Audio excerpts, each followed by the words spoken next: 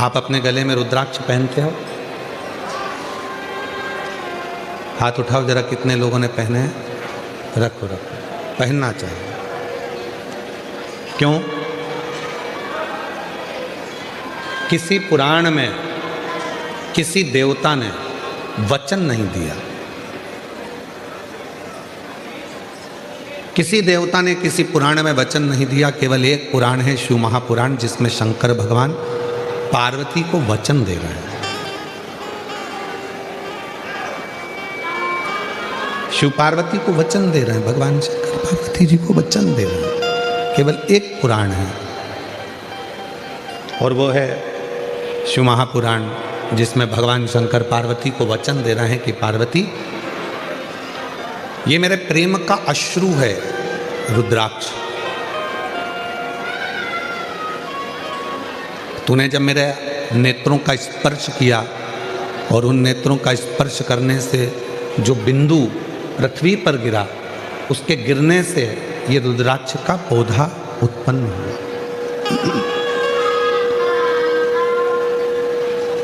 रुद्राक्ष का पौधा उत्पन्न हुआ, ये मेरे प्रेम का प्रतीक है। और दुनिया के लोग, अगर कोई संसार का मनुष्य मुझे ढूंढना चाहता है तो पार्वती, ये रुद्राक्ष मेरा खुद का एक स्वरूप है। जिसके पास रुद्राक्ष होता है, शिव पुराण में शंकर जी पार्वती को वचन देते हैं, उसके साथ मैं हमेशा हर पल हर घड़ी हर क्षण रहूं। ऐसा कोई पल नहीं जाता, ऐसा कोई क्षण नहीं जाता, ऐसी कोई घड़ी नहीं जाती जिस समय पर मैं उससे दूर हो जाऊं। मैं उसके साथ नहीं, उसके हर पल हर घड़ी हर क्षण उसके साथ।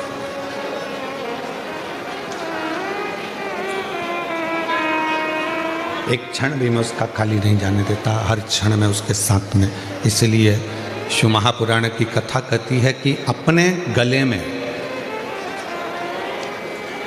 रुद्राक्ष का होना बहुत जरूरी है। जितने ब्लड प्रेशर वाले होते हैं, जितने शुगर वाले होते हैं, काशी में IIT ने इस पर शोध किया है। छोटू भाई, रुद्राक्ष पर IIT शोध करी है। बड़े बड़े साइंटिस्ट इस पर शोध करें कि रुद्राक्ष के फल में, रुद्राक्ष में एक ऊर्जा, एक तत्व अलग से होता है, जो तन पर आने के बाद हमारे ब्लड प्रेशर को और हमारी शुगर का लेवल बराबर कर देता है।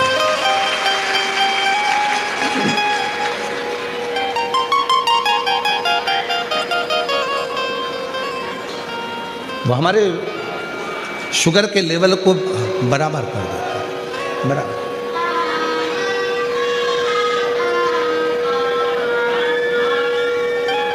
वो साधारण नहीं है। जैसे बेलपत्र का वृक्ष साधारण नहीं होता, दुनिया में कोई वृक्ष ऐसा नहीं है जिसका फल सूखने के बाद वापिस हरा भरा हो जाए।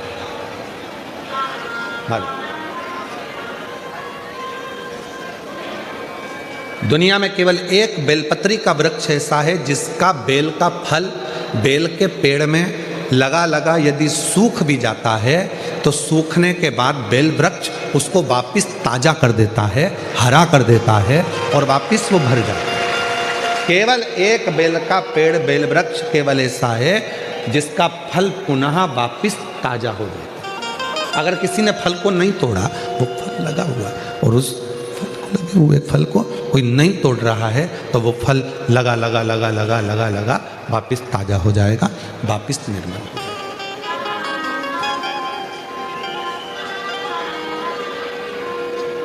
रुद्राक्ष के 4 स्वरूप हैं: सफेद, लाल, पीला और श्याम।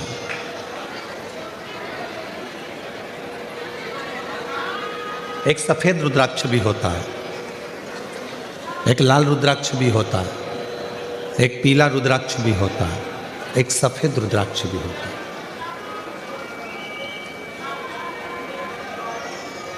बाबा जी, एक कमल रुद्राक्ष भी होता है। एक शालिग्राम रुद्राक्ष भी होता है, वो शालिग्राम की आकृति का होता है। एक कमल रुद्राक्ष होता है, वो कमल की तरह खिला होता है, उसके अंदर भी रुद्राक्ष होता है और पत्तियां उसकी निकली होती है बाबा जी। और जितने रुद्राक्ष होते हैं, एक मुखी से लेकर 14 मुखी तक शिव पुराण में वर्णन है, और एक मुखी से 21 मुखी तक स्कंद पुराण में वर्णन है। स्कंद पुराण में सारे रुद्राक्षों में, मान लो एक मुखी रुद्राक्ष आपको मिल गया, बाबा की कृपा है। अगर असली मिल गया तो ये शिव कृपा है, शंकर की करुणा, शिव की दया।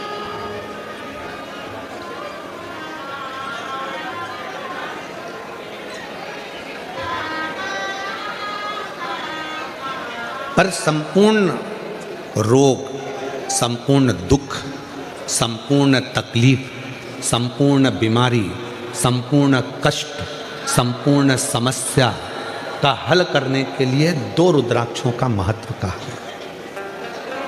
बहुत सालों के बाद ये बात निकली है व्यासपीठ से। हो सकता है आप लोगों के भाग्य होंगे सूरत वासियों के, तो ये कथा में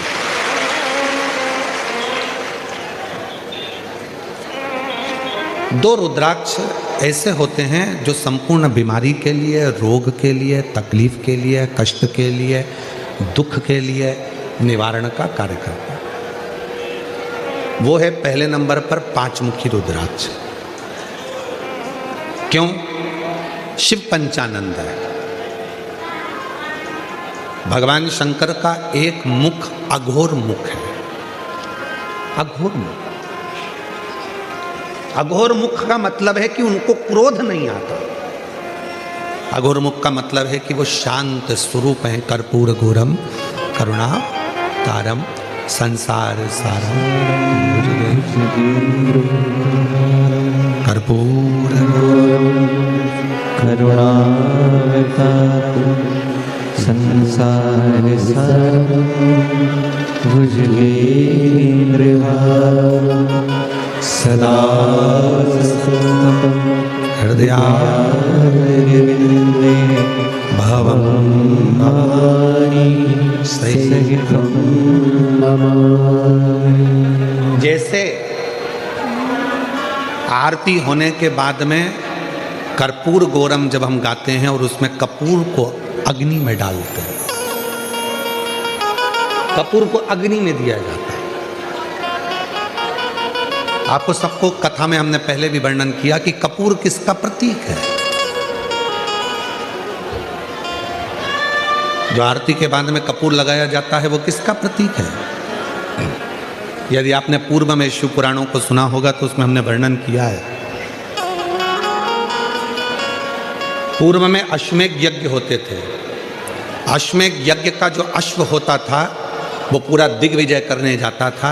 फिर वो अश्व आता था और उस अश्व को अग्नि की साक्षी में दिया जाता है। अब आज का व्यक्ति तो इतने सारे अश्वमेध यज्ञ नहीं कर सकता। आज के व्यक्ति के पास टाइम भी नहीं है, तो वो यज्ञ भी बड़ी मुश्किल से कर पाता है, हवन में भी बड़ी मुश्किल से बैठ पाता है। अश्वमेध यज्ञ का पुण्य कैसे प्राप्त हो? तो भगवान राम जी ने अपने गुरु विश्वामित्र जी से ये पूछा था कि हमें, वशिष्ठ बाबा से पूछा था कि हमें अश्वमेध यज्ञ का फल रोज प्राप्त हो। हम अश्वमेध यज्ञ तो एक ही बार करें, पर उसका फल रोज प्राप्त हो, उसके लिए क्या करना चाहिए? तो वशिष्ठ बाबा ने, विश्वामित्र जी ने उस अश्वमेध यज्ञ के अश्व को कपूर बना दिया और उस यज्ञ कुंड में छोड़ा। तो कहा वशिष्ठ बाबा ने और विश्वामित्र जी ने, जब संसार का मनुष्य अपने घर में नित्य आरती करता है, विशेष आरती में जब कपूर की आरती करेगा तो उसको अश्वमेध यज्ञ का फल उसी क्षण प्राप्त होगा। अश्वमेध यज्ञ का फल प्राप्त करने के लिए हम रोज आरती के बाद थोड़ा सा कपूर लगा देते हैं और हम बड़े प्रेम से गाते हैं कर्पूर गौरम करुणा, वो अश्वमेध यज्ञ का फल। हमारे सनातन धर्म में जितनी भी चीजें होती हैं कोई साधारण नहीं है हमारा।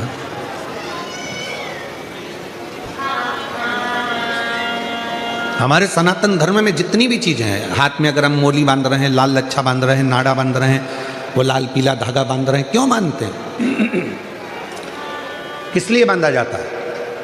उसको बांधने का केवल एक कारण होता है कि हम किसी दूसरे के बंधन में ना पड़ जाएं, तो वो बंधन बांधा जाए।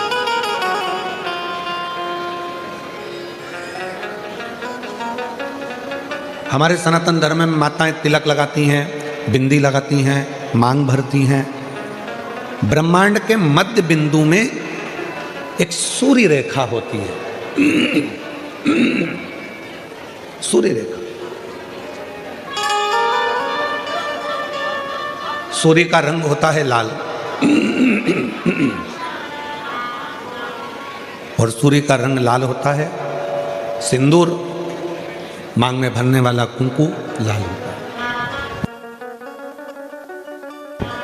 लाल कलर होता है। जब माताएं अपने मांग में सिंदूर भरती हैं, लाल रंग का कुंकू या सिंदूर मांग में भरती हैं, तो उनकी सूर्य रेखा प्रबल हो जाती है। और यदि कोई माता पढ़ी लिखी भी नहीं होती है, कुछ भी ना पढ़ी लिखी है, तो भी अपने बच्चे को पढ़ाने की सामर्थ्यता उसमें तुरंत प्रकट हो जाती है। वो पढ़ा। छोटू भाई, पहले के समय में माताएं इतनी पढ़ी नहीं होती थी। जो बुजुर्ग माताएं हैं वो इतनी पढ़ी नहीं होती, पर अपने बच्चे को वो ज्ञान पूरा देती थी। अपने बच्चे को विद्वत्ता पूरी देते थे, विद्वत्ता ज्ञान पूरा देते।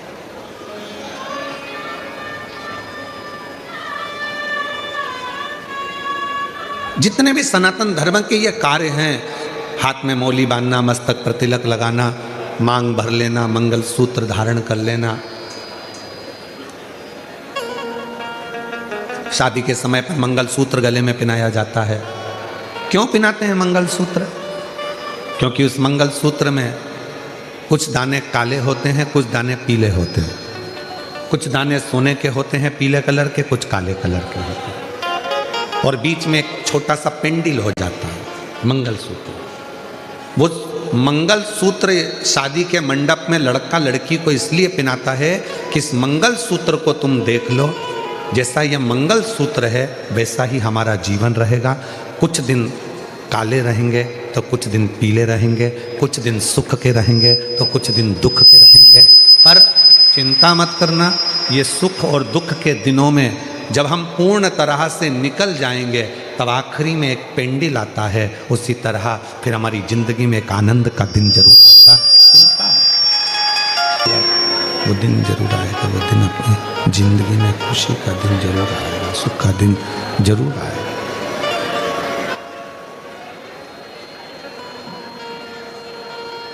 मंगलसूत्र हमें प्रेरणा दे रहा है। सुख और दुख आएंगे, जिंदगी है। कभी भी याद रखना, कोई महाराज तुमको मिल जाए और कह दे कि मैं तुम्हारी जिंदगी में दुख नहीं आने दूंगा, समझ लेना पक्का बेवकूफ़ बना रहा है। तुमसे पैसे कमाना होंगे, इसलिए वो कह रहा है कि तुम्हारी जिंदगी में दुख नहीं आने दो। भगवान राम जी की जिंदगी में दुख आया, इतने बड़े बड़े गुरु जी उनके थे। भगवान कृष्ण की जिंदगी में दुख आया, इतने बड़े बड़े गुरु जी उनकी जिंदगी में थे। माँ जानकी के पिताजी के यहाँ इतने बड़े बड़े गुरुजी थे, तो भी माँ जानकी की जिंदगी में दुख आया। तो कोई तुमसे कह दे कि मैं तुम्हारे जीवन में कभी तुम्हें दुख नहीं आने दूंगा, मैं तुम्हें ऐसी विद्या बता दूंगा कि तुम्हें तकलीफ नहीं आएगी, या मैं तुम्हारे को कहीं से गड़ा हुआ धन निकाल कर दे दूंगा, या मैं तुम्हारे लिए कोई ऐसा जादू फादू कर दूंगा, कहने में मत आना। आजकल बेवकूफ़ बनाने वाले बहुत घूम रहे हैं, इनके कहने में मत। अपना दुख अपने को काटना। अपने को छींक आई है, छींक आई तो पड़ोसी छींकेगा क्या? जम के बोलो, बच्चे छींकेंगे क्या? अपनी छींक अपन को छींकना। अपने को खांसी आई, अपने को खांसी। अभी हमारे गले में खराश आ रही थी और हम माइक बंद करके तुमको इशारे में बोले खराश लो, तो तुम्हारे खराशने से हमारा खराश बंद हो जाएगा क्या? अरे बोलो तो जम के, नहीं होगा। दुख तुम्हारा है। कबीरा बाबा ने कहा, गुरु की करनी गुरु भरेगा और चेले की करनी चेला, उड़ जाएगा हंस अकेला। आपके कर्म का भोग आपको भोगना है। हम क्यों कहते हैं कि शंकर जी के मंदिर जाओ, एक लोटा जल चढ़ाओ, घर का प्रत्येक बच्चा शिव के मंदिर जाए? क्यों कहते हैं? क्योंकि उसके कर्म का भोग उसको भोगना है। आज से अगर वो मंदिर जाना चालू कर देगा, लोटा भर के जल चढ़ाना चालू कर देगा, तो उसकी जिंदगी वो अच्छी बनाना प्रारंभ कर देगा, उसका जीवन सार्थक बनाना प्रारंभ। इसलिए उसको स्वयं को मंदिर जाना, उसको स्वयं को मंदिर पहुंचना, उसको स्वयं जल चढ़ाने जाना, उसको स्वयं को भगवत का भजन करना। कई माताएं कह देती हैं कि गुरुजी मेरा बेटा पशुपति व्रत नहीं करेगा तो मैं कर लूं। तो हमने कहा कि क्यों नहीं करेगा, बोलो उसको, तेरे ही भाग्य के लिए कर रहे हैं ना, तू अपने लिए ही कर रहा है ना, कर। शंकर के मंदिर में एक लोटा जल तू अपने लिए चढ़ा रहा है ना, चढ़ा।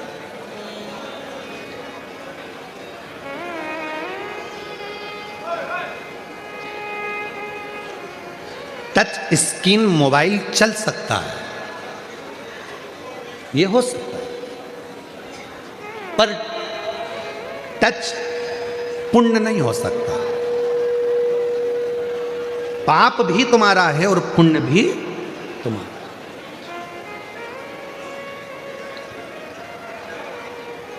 कई कई माताएं यहां आती हैं व्यासपीठ का पूजन करने के लिए, सिर पे पल्लू लेके, उसका पति अगर कुछ दान कर रहा है या बेलपत्र चढ़ा रहा है तो वो अपने पति को छू लेती है, टच कर लेती है। तो हमने एक दो माताओं से पूछा इससे क्या होता है, तो कहा 50-50 आधा। हमने कहा ठीक है, अगर ये 50-50 हो सकता है तो आप किसी के यहाँ शादी में जाना, एक थाली भोजन लेना, पत्नी से कहना तू टच करके रख, मैं खाता हूं। काहे बाबा जी, टच करके रख।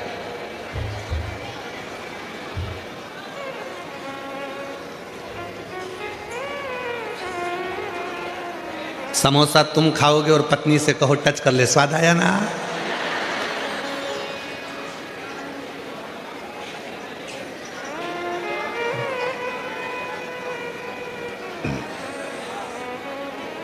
पानी पतासे वाले की दुकान पर जाकर कहना जरा मीठा पानी डालो, इसमें तैकती का पानी डालो, पत्नी से कहना जल्दी टच कर, स्वाद आया ना।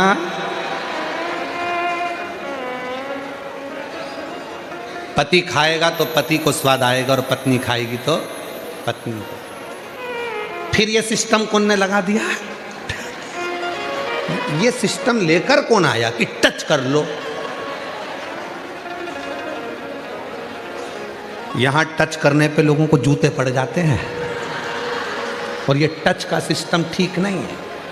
कोरोना बीमारी इसी से फैली थी, तुम्हारे टच से।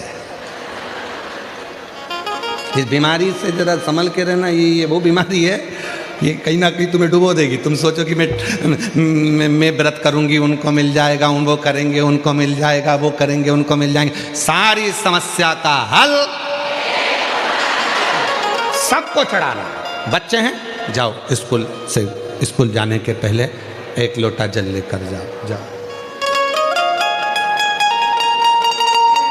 जाओ।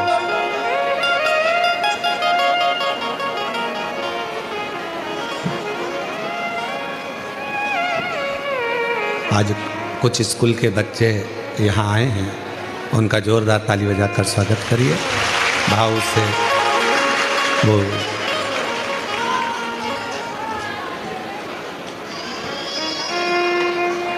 शंभू,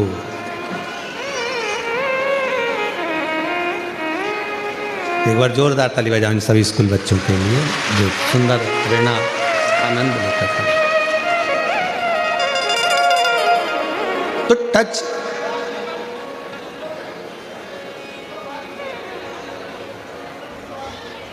दान में, धर्म में, पुण्य में, संकीर्तन में, सत्संग में, भजन में, कीर्तन में स्वतः करिए, स्वयं का करिए। हाथ में खुजाल चल रही है और तुम पड़ोसी से कह रहे हो तो तेरे हाथ में खुजाल नहीं, उससे मतलब अपने को स्वयं खुजाना पड़ेगा। अपने को स्वयं खाना पड़ेगा, स्वयं अपने को छींकना पड़ेगा, स्वयं, कोई दूसरा नहीं करेगा महाराज, स्वयं को करेगा।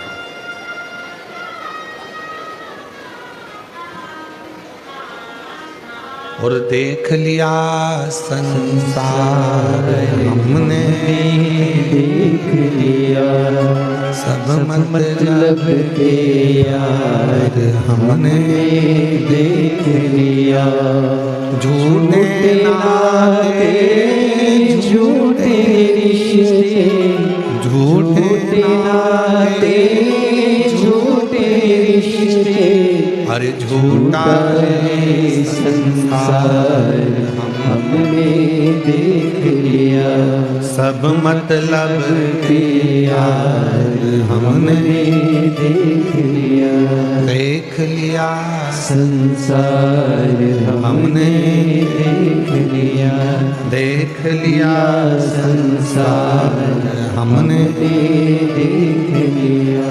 छूने से अपना भजन अपने को स्वयं करना पड़ेगा, अपना संकीर्तन अपने को स्वयं करना पड़ेगा, अपनी अविरल भक्ति अपने को स्वयं धारण करना पड़ेगा, अपना स्मरण अपने को स्वयं करना पड़ेगा, कोई दूसरा नहीं करेगा महाराज।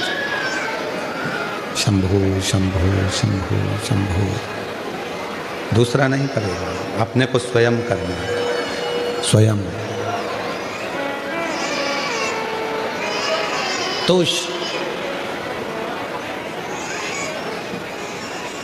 दो रुद्राक्ष, एक मुखी से 14 मुखी के बीच में, एक मुखी से 21 मुखी के बीच में, एक से 14 के बीच में, एक से 21 के बीच में दो रुद्राक्ष हैं। वो दो रुद्राक्ष जो दुख को, तकलीफ को, कष्ट को, रोग को, बीमारी को, तकलीफों को मिटा दे, वो दो रुद्राक्ष। पहले नंबर का रुद्राक्ष है कितने मुखी? जम के बोलो, 5 मुखी। और दूसरे नंबर का रुद्राक्ष का वर्णन किया गया 7 मुखी। कौन सा रुद्राक्ष? 7। पहला है 5 मुखी, दूसरा है 7 मुखी।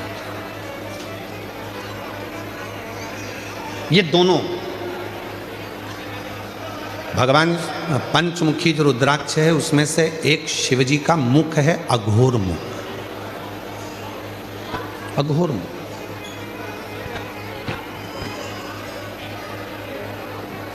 ये लोग कहते हैं अघोरी है, ये अघोर साधना करता है, ये अघोरी है। अघोरी का मतलब, अघोर का मतलब होता है कि किसी को कष्ट ना दे।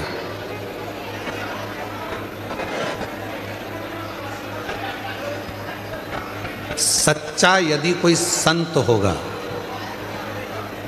सच्चा यदि कोई गुरु होगा, सच्चा यदि कोई तपस्वी होगा, सच्चा यदि कोई संत होगा तो जिंदगी में कभी किसी को बद्दुआ नहीं देगा, कभी किसी को अपशब्द नहीं कहेगा, कभी किसी को ताना नहीं देगा, कभी किसी को गाली नहीं देगा, कभी आड़ा तेरा कहेगा ही नहीं, वो कभी किसी को अपशब्द नहीं कहेगा।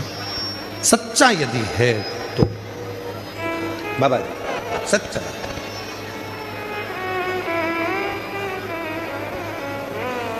छोटू भाई, ये फ्लाइट बाबा हैं। भारत की भूमि हो चाहे विदेश की भूमि हो, जमीन पर इनका कोई मकान नहीं है, जमीन पर कोई इनका आश्रम नहीं है, जमीन पर इनका कोई बैंक में अकाउंट नहीं है।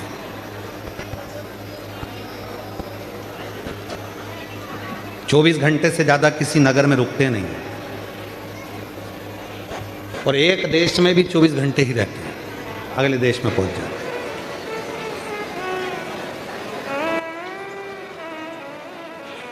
शायद ही कोई सेठ होगा, कोई करोड़पति होगा, कोई अरबपति होगा जो दान धर्म इतना करता होगा जितना ये फ्लाइट बाबा।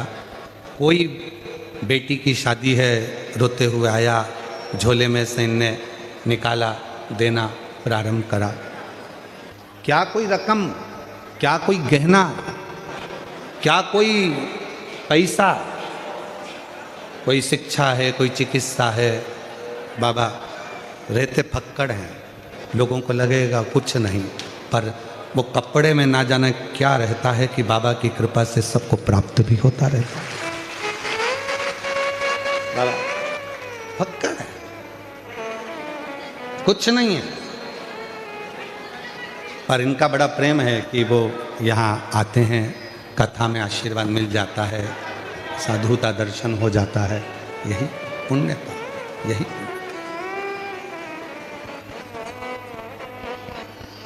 और ये प्रेरणा भी देते हैं कि अपनी जिंदगी को खुश होकर जियो, अपने जीवन को आनंदमय जियो।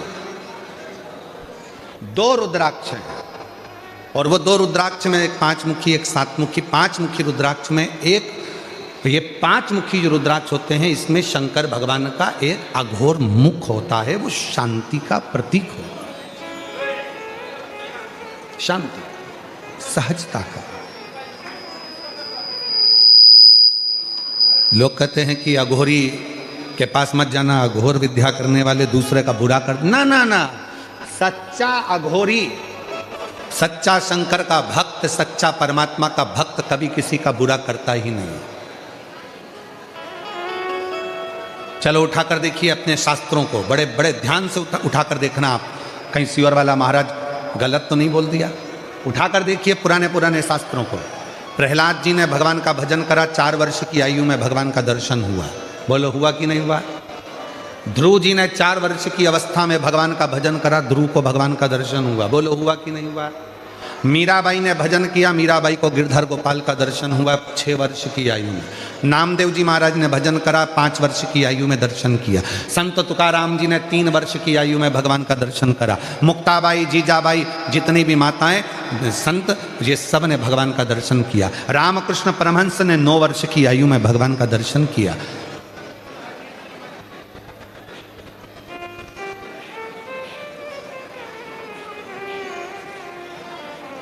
भगवत भजन।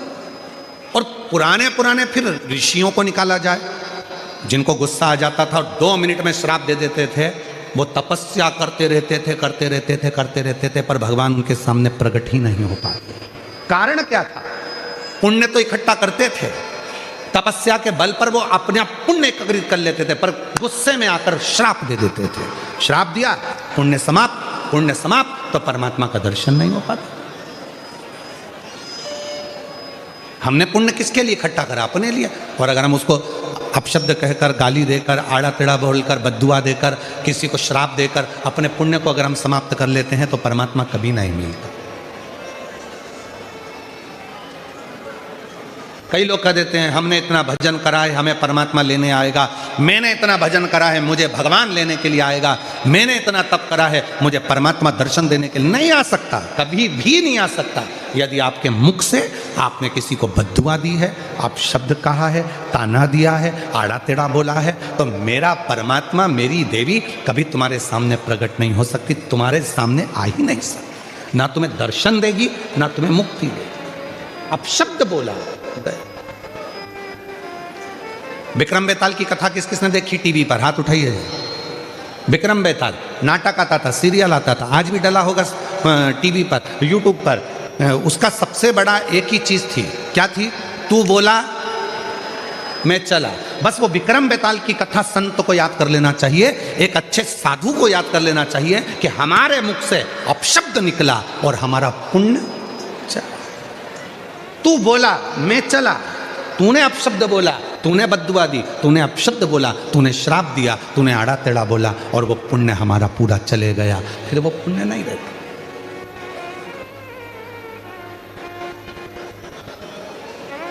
एक बहन जी ने एक पत्र लिखा था परसों के दिन, उन्होंने प्रश्न करा था कि रुद्राक्ष पहनकर क्या हम हॉस्पिटल में नहीं जा सकते? रुद्राक्ष पहनकर क्या किसी के यहाँ पर चले गए, मरण में चले गए या किसी के यहाँ चले गए तो हमारा रुद्राक्ष क्या बेकार हो जाएगा, खंडित हो जाएगा? क्या हमारा रुद्राक्ष अच्छा नहीं रहेगा?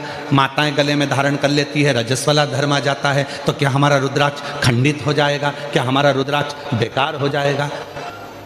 कहाँ? किसी के यहाँ बच्चा हुआ, हम चले गए तो हमारा रुद्राक्ष हॉस्पिटल में गए तो बेकार हो गया, मैयत में गए तो बेकार हो गया, मरण में गए तो बेकार हो गया, कोई गलत कृत्य हो गया तो क्या बेकार हो गया? कहाँ लिखा? नहीं।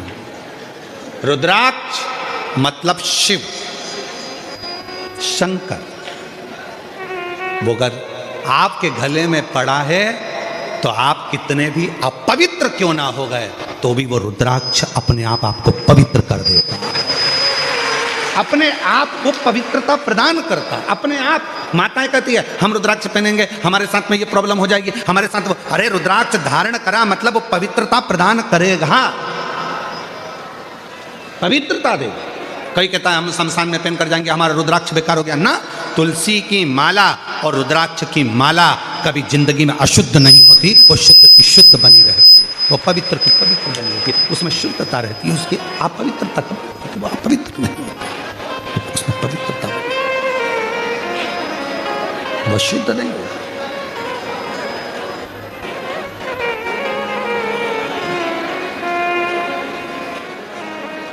एक बात पूछें जरा उत्तर देना सबकी सब, ठीक है। तुलसी नाली के किनारे पर, अगर गटर के किनारे पर तुलसी का पौधा लग गया तो क्या वो तुलसी नहीं रहेगी? जम के तो बोलो। छत पर लग गई तो भी, शमशान में तुलसी लग गई तो भी तुलसी है, गौशाला में लग गई तो भी तुलसी है, मंदिर में लग गई तो भी तुलसी है, रोड के किनारे लग गई तो भी तुलसी है। तुलसी तो तुलसी, उसमें कोई अशुद्धता का भाव नहीं आता, वो अशुद्ध नहीं होती, वो शुद्ध है। उसी तरह रुद्राक्ष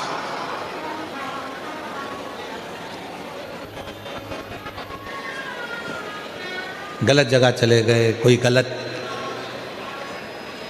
खाने पीने वालों के साथ में बैठ गए, कोई गलत व्यक्ति का संग मिल गया तो क्या रुद्राक्ष हमारा शुद्ध हो गया? नहीं, रुद्राक्ष की शुद्धता वो अपने आप में पवित्रता है और पवित्र रहता है, उसमें शुद्धता का भाव नहीं आता, वो शुद्ध है, शुद्ध रहेगा और शुद्धता का कार्य ही वो करेगा। शुद्धता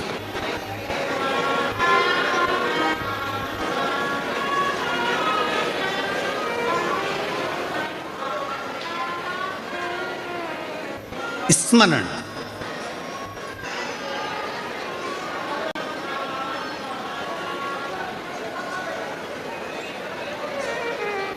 भोले शंकर त्रिपुरारी माँ गंगा जी की बलिहारी।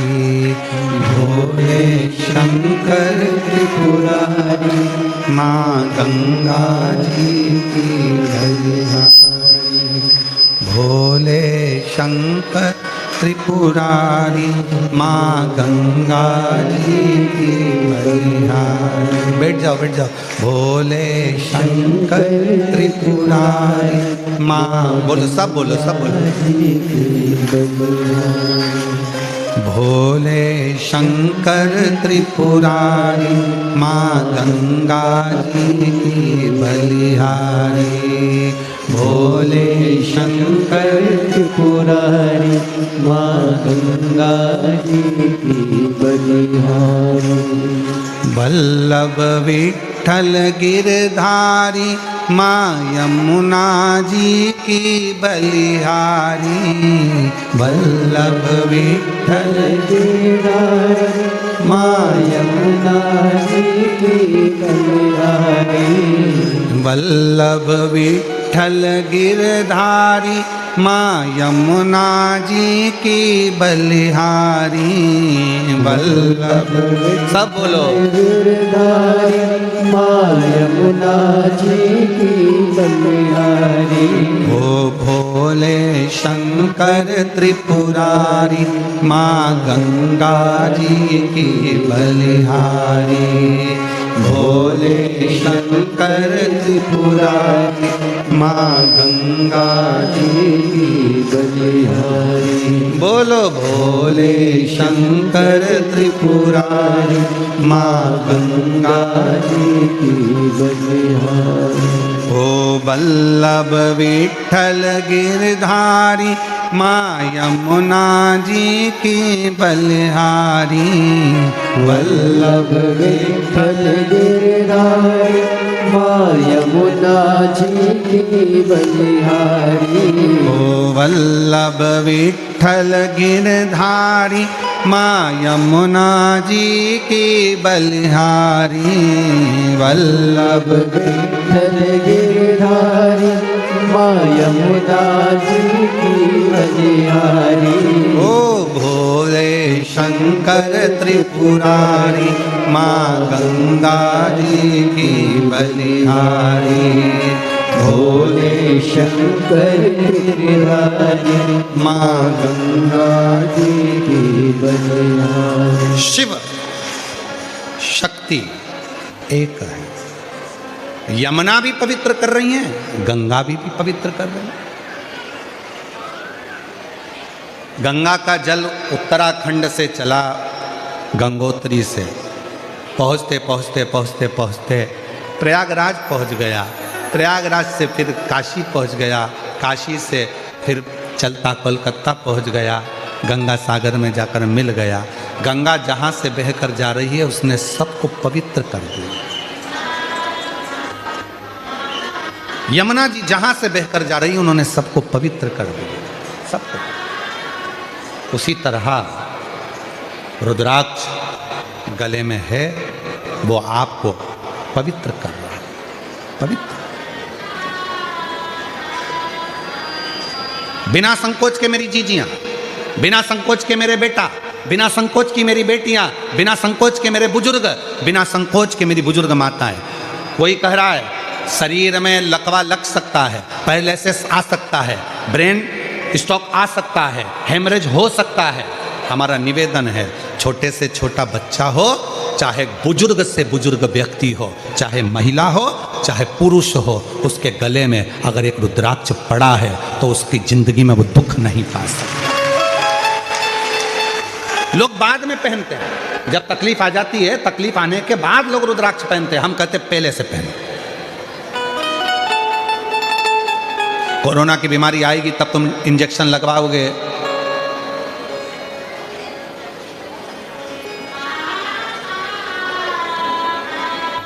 वो बात दूसरी है।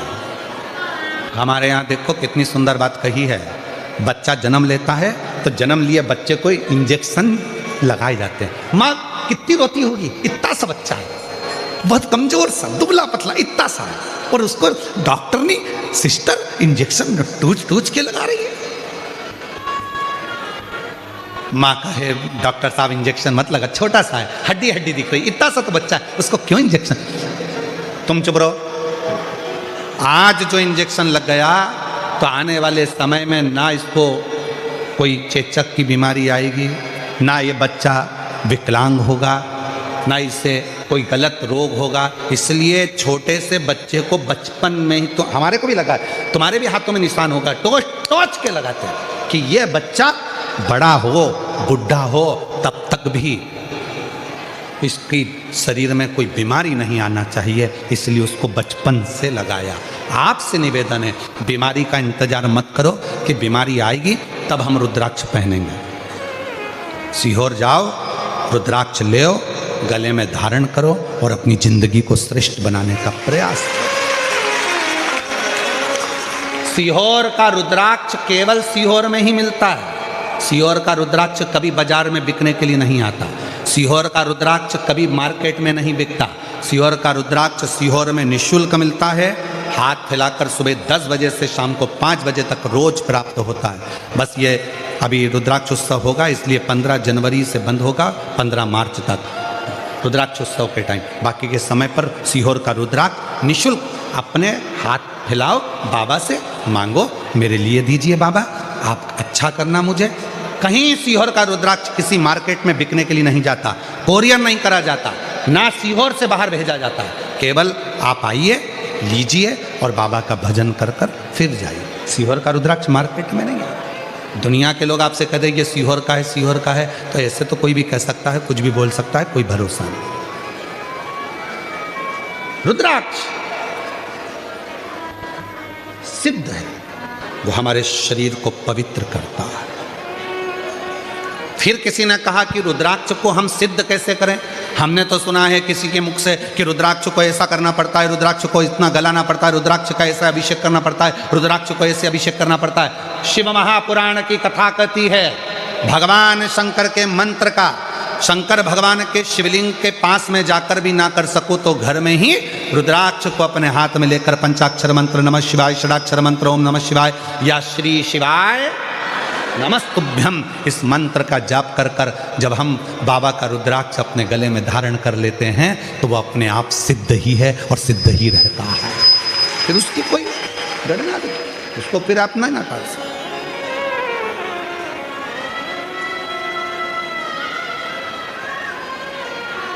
पंचमुखी रुद्राक्ष में एक मुख होता है अघोर।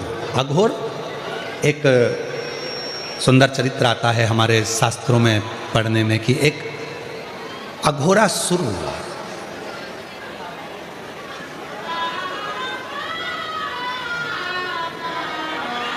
उसने ब्रह्मा जी का बहुत तप किया, वर मांग रहा था कि मैं मरूं ना, मेरी मृत्यु ना, मेरी मौत ना, मेरे प्राण ना छूटे, मैं मरूं ना, ये उसको वर चाहिए। पर शिवपुराण तो कहती है बादाम खाओगे तो भी मरोगे और नहीं खाओगे बोलो तो भी मरोगे। 50 लाख की गाड़ी में घूमोगे तो भी मरोगे और साइकिल पे घूमोगे तो भी मरोगे। बंगले में रहोगे तो भी मरोगे और झोपड़े में रहोगे तो भी मरोगे। खाओगे रोटी तो भी मरोगे, नहीं खाओगे तो भी मरोगे। मरना तो सबको है, बस कथा सुनोगे तो भी मरोगे, नहीं सुनोगे तो भी मरोगे। तो आप लोगों के मन में प्रश्न आ जाएगा फिर हम काय को सुने जब मरना ही है तो उसका एक कारण है। बिल्ली अपने मुख से चूहे को पकड़ती है, जिंदा छोड़ देती है क्या? जम के बोलो नहीं। और बिल्ली अपने मुख से अपने बच्चे को पकड़कर 7 घर लेकर जाती है, मार डालती है क्या? नहीं। बिल्ली का मुख वही है, चूहे को पकड़ा नष्ट कर दिया, अपने बच्चे को पकड़ा 7 घर लेकर गई, उसको मरने नहीं दिया। बस उसी तरह शिव महापुराण की कथा सुनोगे तो भी मरोगे, नहीं सुनोगे तो भी मरोगे। नहीं सुनी तो चूहे के बच्चे जैसे मसल ले जाओगे और सुन ली तो बिल्ली के बच्चे जैसे पार उतरोगे। जाना तो है, प्राण तो छूटना है, बच लो। तो मृत्यु तो निश्चित है, मरना निश्चित है, प्राण तो जाना है, उसको कोई छोड़ नहीं सकता। इसलिए मेरी जीजियों से निवेदन है, मेरे जीजाओं से भी निवेदन है, अपने घर में अलमारी में जितनी अच्छी अच्छी साड़ियां हो सब पहनो, जितने अच्छे कपड़े अपने घर में रखें सब रोज पहनो। संभाल संभाल के मत रखो, इसको दिवाली पे पहनूंगी, दिवाली पे पहनूंगी, और दिवाली से पहले निपट गई तो कोई भरोसा? खूब अच्छी है। आज से घर जाना और अपने पास में जो अच्छी अच्छी साड़ियां रोज निकाल के पहनो। अब वो बोले कहीं जाना ही नहीं है तो क्यों पहनो? कोई नहीं देखे, वो तो देखे, बस पहनना है तो पहनो। कोई तुमको कितना भी टोके, बताओ इतनी सज धज के कहाँ जा रही है, और अच्छे सजो, खजूर वाली चोटी बना, बिंदी अच्छी।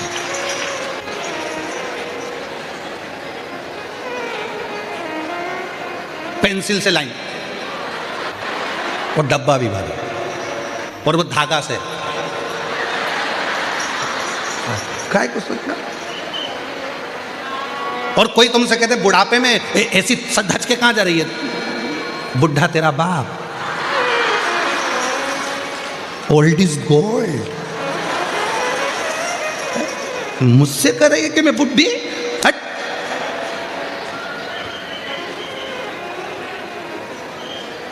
अच्छे जो भगवान ने दिया है उसमें खुश रहना प्रारंभ करो। किसी की वस्तु को देखकर, किसी का महल देखकर, किसी की गाड़ी देखकर, किसी का बंगला देखकर, किसी की दौलत देखकर अपने मन में यह मत सोचना कि मेरे पास इतना होना चाहिए। भगवान ने जो तुझे दिया है हो सकता है वो किसी और के पास वो भी ना हो, जो दिया उसमें खुश है, उसमें प्रसन्न रहो। रो रो कर क्या जिंदगी, जरा सा कुछ हो गया रोने बैठ गया, जरा सा कुछ हो गया रोने बैठ गया, ना ना ना ना, बहुत जोरदार। कोई तुमसे पूछे क्यों, कैसी हो, भले कितना भी कर जाओ, कितना भी दुख हो, कितनी भी तकलीफ हो, और कोई पूछे क्यों तू मंदिर में एक लोटा जल लेकर जाती है, हमने तो सुना तेरे यहाँ इतना कट जाए, हमने तो सुना तेरे यहाँ बहुओं की लड़ाई हो जाती है, हमने तो सुना तेरे बच्चों की लड़ाई चल रही है, हमने तो सुना तेरे रिश्तेदार की लड़ाई चल रही है। तो कह देना आग लगे बस्ती में, हम रहे मस्ती में, हमें कोई मतलब नहीं है, हम तो शंकर जी के शंकर जी हमारे, हमें क्या करना उससे, हमें कौन सा मतलब उससे। इसलिए मेरी जीजी, मेरे जीजाओं, हमने देखा है लोगों के पास में धन बहुत है पर खाना खाने की फुर्सत नक नहीं है, फुर्सत। दुकान पर ग्राहक आ रहे हैं, तुमसे अच्छा तो तुम्हारा नौकर है, ठीक 2 बजे छुट्टी मारता है, चाय सेठ जी 50 ग्राहक खड़े रहे, उसको खाना खाना है मतलब खाना है। तुमसे अच्छा एक भिखारी है, तुम्हारे दरवाजे से मांगता है, तुम्हारे दरवाजे के बाहर जाकर कचौड़ी और समोसा खरीद कर खाता है, और तेरा मन करता है खा लूं क्या 5 रुपए का, खा लूं क्या 10 रुपए का, और तू जोड़ जोड़ के बच्चों के लिए, पत्नी के लिए, बच्चों के लिए, पत्नी के लिए, बच्चों के लिए, पत्नी के लिए, और एक दिन फोटो टंग जाता,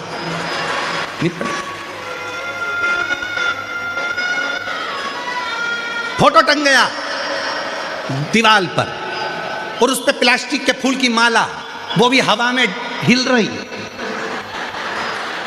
घर की बहुएं सिर पे पल्लू लेके कह रही अम्मा खुश हो रही है, अम्मा खुश नहीं हो रही है, अम्मा कह रही है हम भी जोड़ जोड़ के मर गए, तू भी मर जाएगी, मेरे बाजू में टंग जाएगी, इसलिए जो घर में साड़ी है सब पहन ले, सब पहन, धरा धरा पे धरा।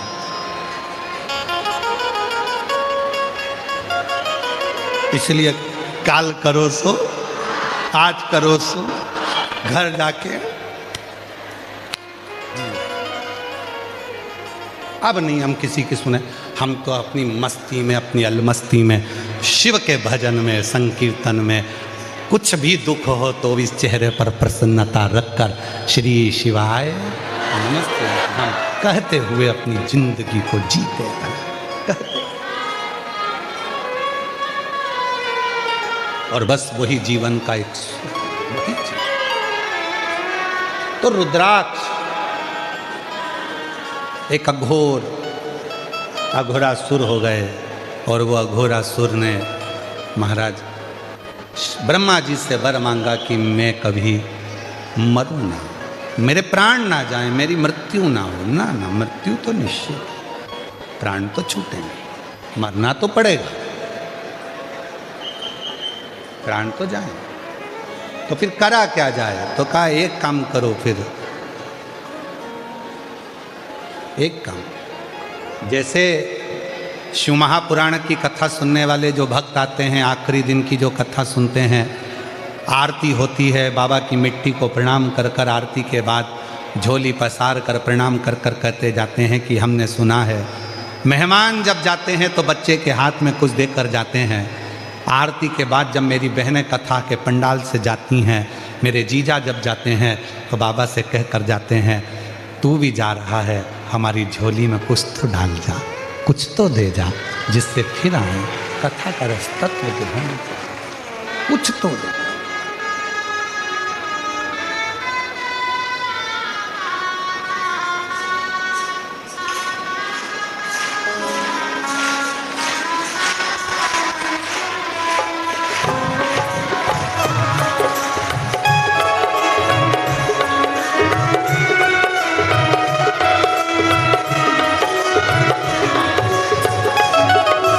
कब से खड़े हैं झोली पसार, क्यों ना सुने तू मेरी पुकार। कब से खड़े हैं झोली पसार, क्यों न सुने तू मेरी पुकार। कब से खड़े हैं झोली पसार, क्यों ना सुने तू मेरी पुकार। कब से खड़े हैं झोली पसार, क्यों न सुने तू मेरी पुकार। मुझे तेरा ही सहारा दे मेरे भोले बाबा, मुझे तेरा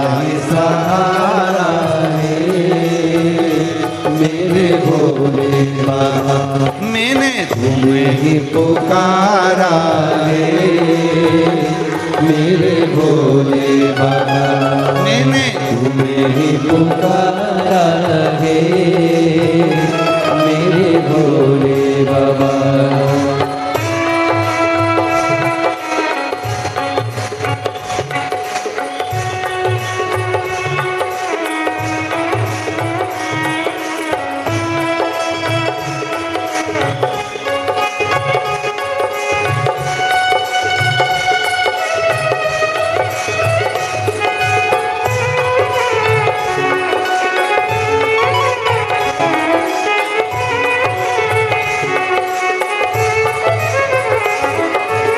देख लो लगी है आज मंदिर में ये भीड़ भारी।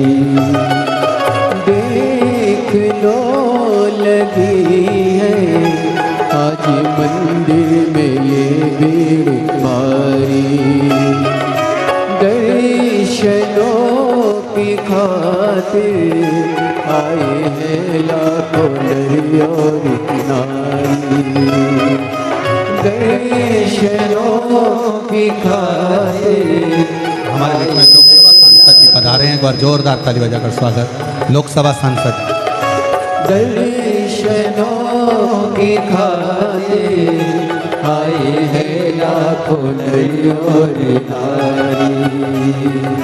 आ जाए भोले बाबा, आ जाए भोले बाबा, दिलों ने पुकारा है मेरे भोले बाबा।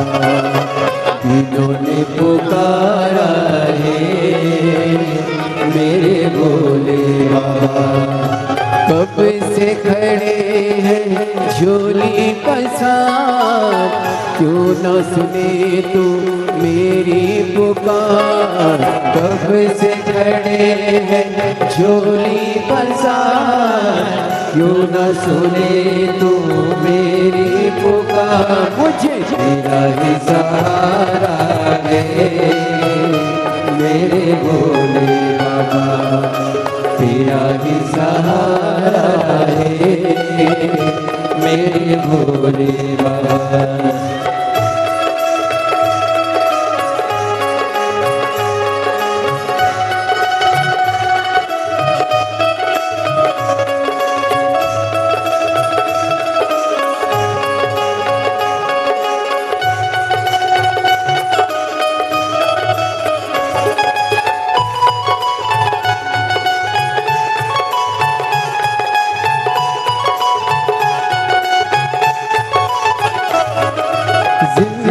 जिंदगी से हारे गम ज़माने का हम लेके आए। जिंदगी से हारे गम ज़माने का हम लेके आए। तू बता जहाँ में लोग अपने हुए क्यों पराए। तू बता जहाँ लोग अपने हुए क्यों पराए। तेरे सिवा दुनिया में, तेरे सिवा दुनिया में कोई ना हमारा है मेरे भोले बाबा। कोई ना हमारा है मेरे भोले बाबा। कब से खड़े हैं झोली पसार, क्यों न सुने तू मेरी पुकार।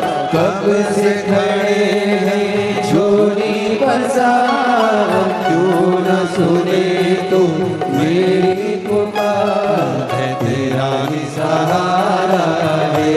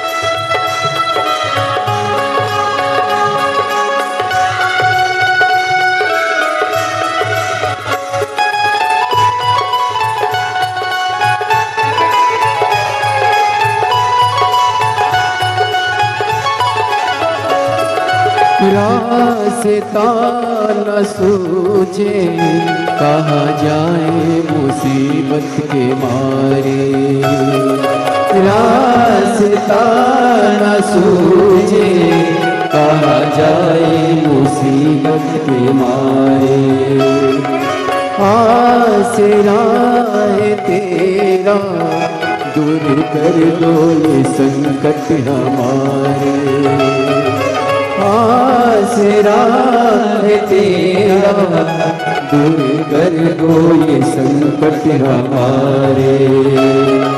सुनते हैं तूने ही, सुनते हैं तूने ही लाखों को उबारा है मेरे भोले बाबा, लाखों को उबारा है मेरे भोले बाबा। कब से खड़े हैं झोली पसार, क्यों न सुने तू मेरी पुकार। कब से खड़े हैं झोली पसार, तू न सुने तू मेरी पुकार। मुझे तेरा ही सहारा है मेरे भोले बाबा, मुझे तेरा ही सहारा है मेरे भोले बाबा। मैंने तुम्हें ही पुकारा है मेरे भोले बाबा, मैंने तुम्हें ही पुकारा है मेरे भोले बाबा, तुम्हें ही पुकारा है मेरे भोले बाबा। महादेव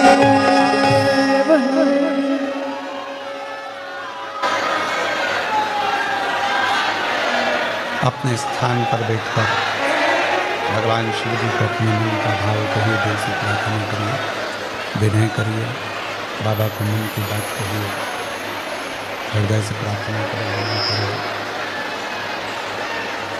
दिल से बाबा को विनय करिए, निवेदन करिए, विनती करिए, शंभो। बाबा को अपने मन का भाव करिए, प्रार्थना करिए, विनय करिए, निवेदन करिए। ये पवित्र कथा जो सूरत गुजरात में चल रही है, आज कथा का 7वां दिवस है। जहाँ जगह मिले वहाँ बैठकर बाबा को अपने मन का भाव कहिए, निवेदन करिए, प्रार्थना करिए, विनती करिए।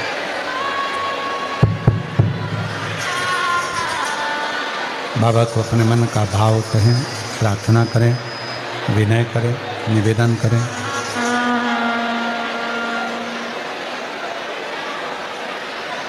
ये कथा आज विराम हो जाएगी। 10 तारीख को, 16 तारीख से 22 तारीख तक शिव महापुराण की कथा बड़ोदरा गुजरात में प्रारंभ होगी। कथा का समय 1 बजे से 4 बजे तक रहेगा। Leprosy ground, Sardar estate for lane, Ajwa road, Baroda, Gujarat. 22 जनवरी को वहाँ कथा विराम होगा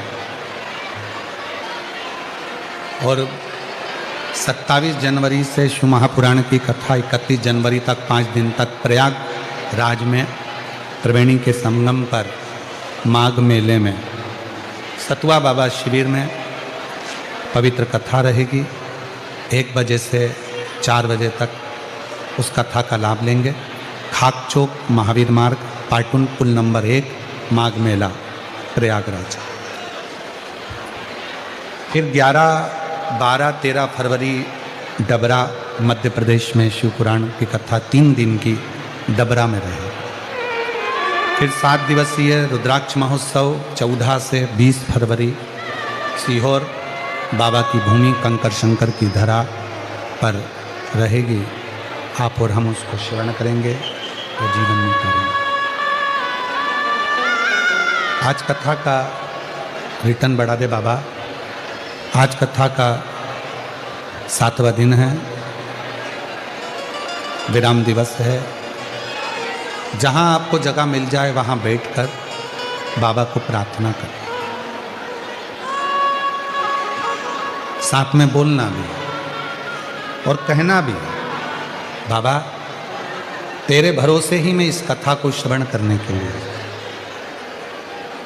जो प्रार्थना करने के बाद में जब आप और हम थोड़ी देर के लिए मौन होते हैं, चुप होते हैं, तब बाबा से अपने मन का भाव अवश्य कहें। जो तुम्हारी मन की कामना है वो भगवान शिव जी से अवश्य दें।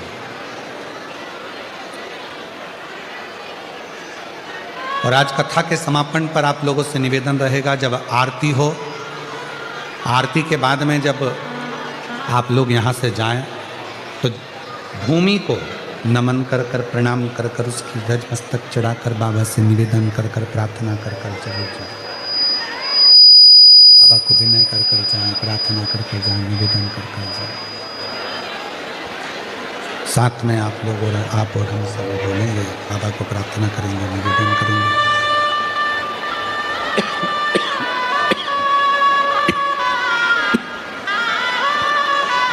विनय करेंगे, निवेदन करेंगे, सभी साथ में बाबा को विनती करें।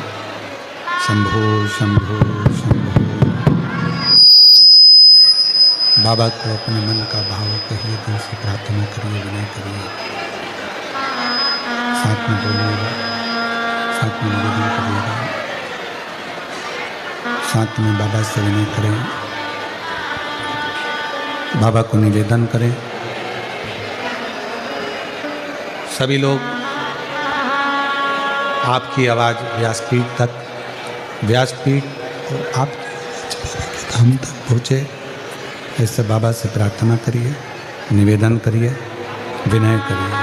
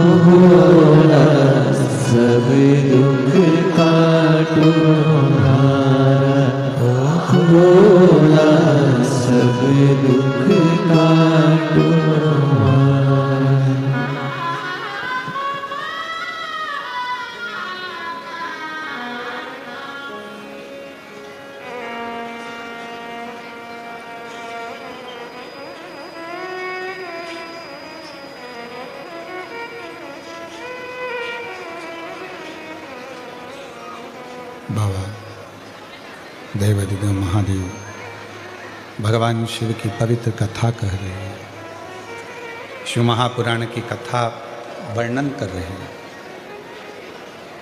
एक अघोरासुर हुआ, ब्रह्मा जी से उसने वर मांगा कि मैं मरूं ना, मेरे प्राण ना छूटे।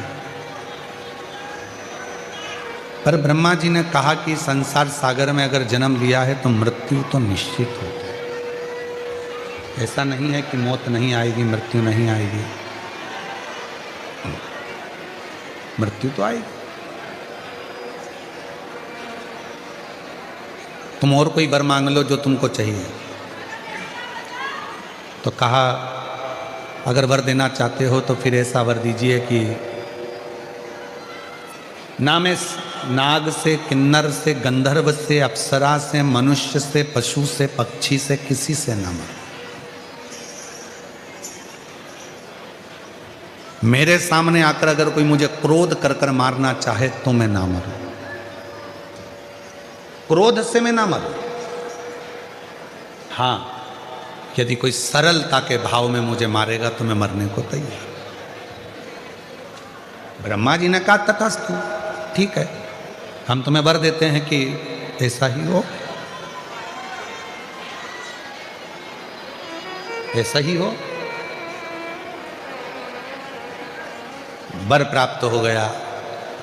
अघोरासुर ने उत्पात मचाना प्रारंभ कर दिया। ऐसा उत्पात अघोरासुर ने मचाया कि सारे देवता बहुत घबरा गए, सब परेशान। अब करें तो करें क्या? जो भी अघोरासुर के सामने जाता था, अघोरासुर इतना हरकत करता था, इतनी गलत हरकत करता था कि उनको गुस्सा आ जाता, तो उसको मार ही नहीं सकते। तब ब्रह्मदेव ने भगवान शिव के पास में सूचना पहुंचाई कि इस अघोरासुर को आप समाप्त कर सकते हैं, केवल आप हैं जो इसको समाप्त कर सकते। ठीक है, पर शिवजी ने कहा कि मेरा तो एक नाम रुद्र है, मुझे गुस्सा भी आता है, क्रोध भी आता है, और आप कह रहे हो कि मैं समाप्त करूं। तो कहा आपका एक अंश स्वरूप श्री हनुमान जी महाराज भी तो हैं, और पवन तनय संकट हरण मंगल मूरति राम लखन सीता सहित हृदय बसहु। बोल हनुमान जी महाराज की। शिव जी आपका एक स्वरूप हनुमान जी का है, और हनुमान स्वरूप वो स्वरूप है जिसमें हनुमान जी भीतर की नम्रता को दर्शाते हैं, क्रोध नहीं करते। कितना कितना क्रोध हनुमान जी को दिलाया गया, पर हनुमान जी गुस्सा नहीं करे। लंका के राजा रावण ने हनुमान जी का अपमान तक कर दिया था, उनको बैठने के लिए स्थान नहीं दिया था, तो भी हनुमान जी क्रोध नहीं करे।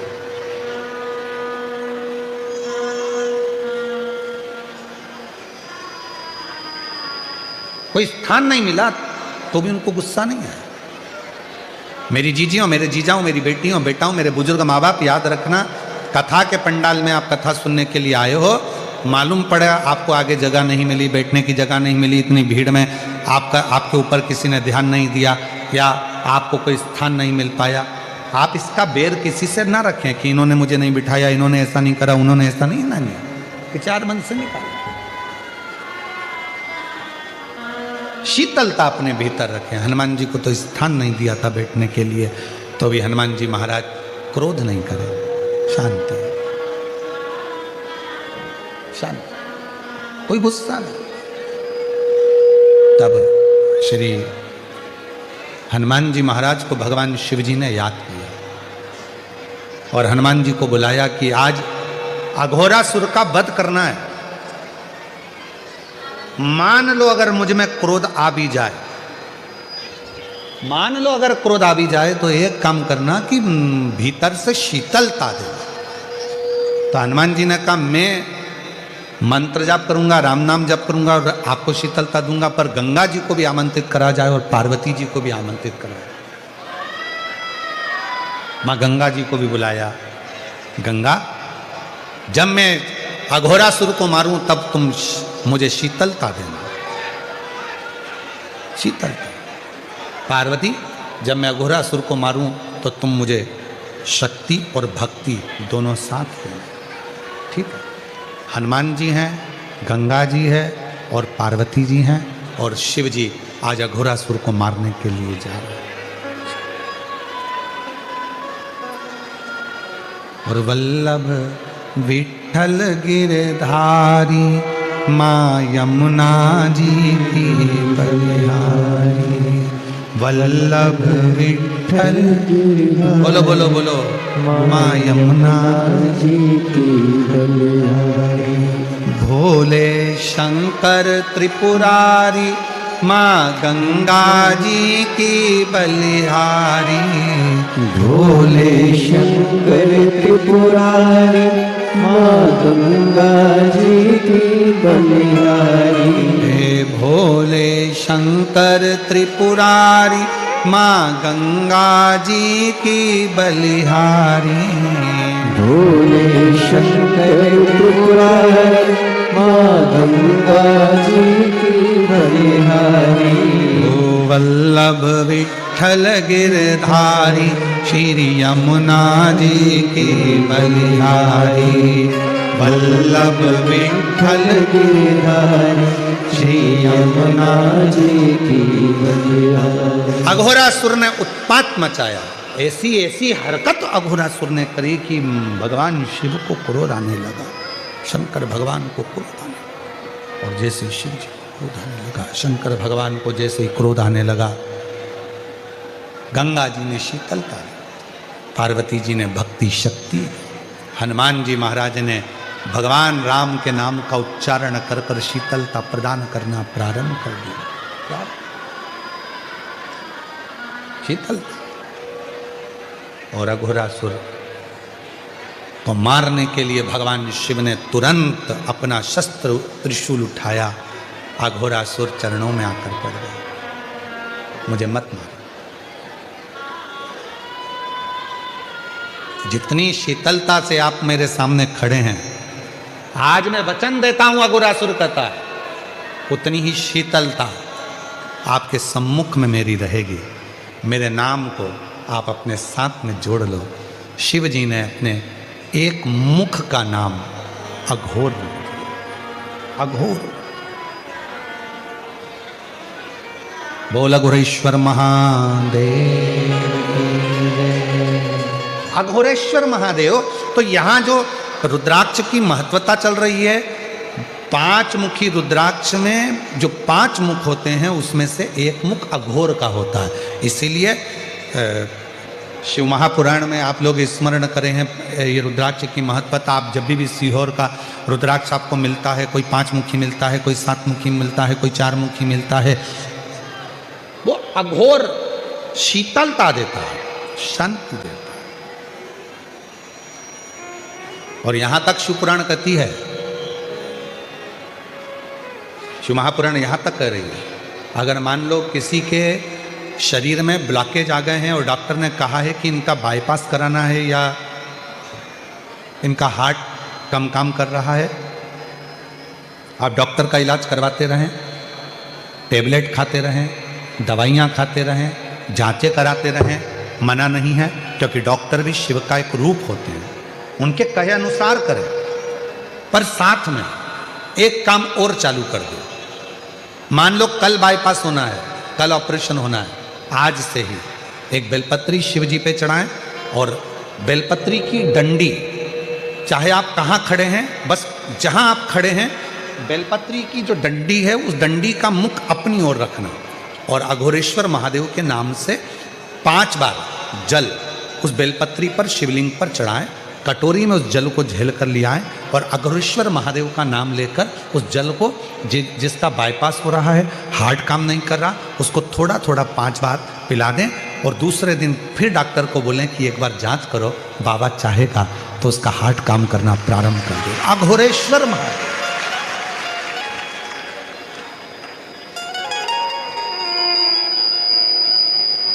लोग इनको समझ नहीं पाते। लोगों को लगता है कि अघोरी है, अघोर है।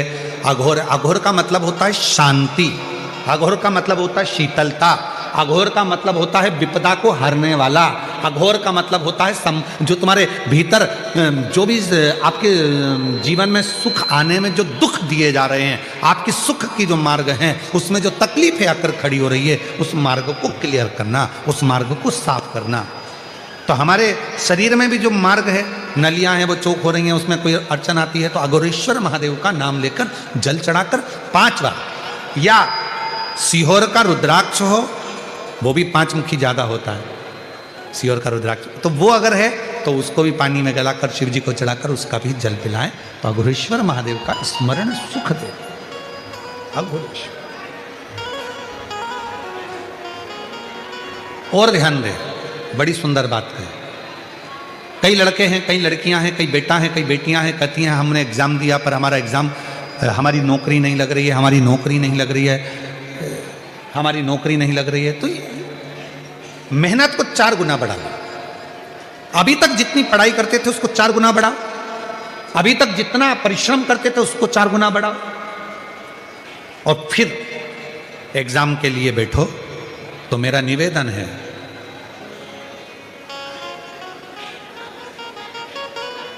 कभी तुम्हारे पास में अगर रुद्राक्ष है सीहोर का, तो उस रुद्राक्ष पर तुम्हारे घर में अगर अलोनी भस्म हो, अलोनी भस्म कहते हैं, तुम्हारे यहाँ गोबर के कंडे को क्या कहते हैं? गोबरी है, छाड़, छाड़,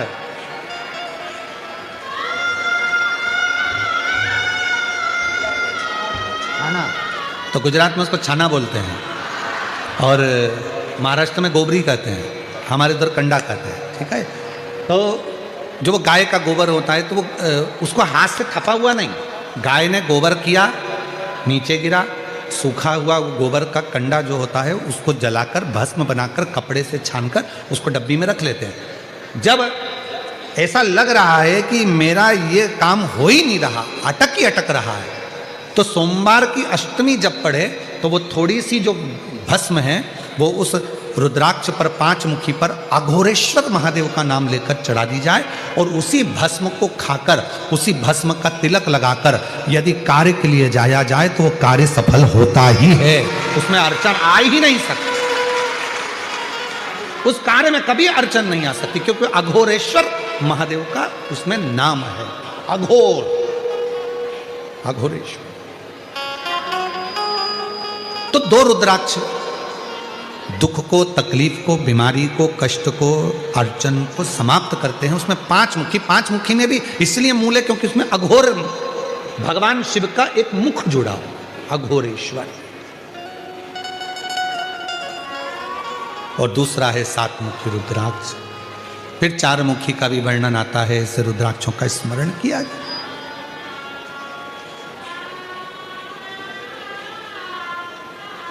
और यही 5 मुखी रुद्राक्ष का वर्णन एक और आता है महाराज।